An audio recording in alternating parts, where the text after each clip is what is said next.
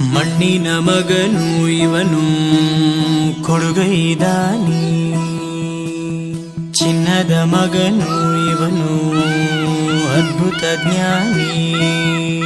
ಜನಸೇವೆಗೆಂದೇ ಹುಟ್ಟಿರುವ ದೇವರ ಕುಲವು, ಇವರ ನೆರಳೆ ಬಡವರಿಗೆ ನೂರಾನೆಯ ಬಲವು.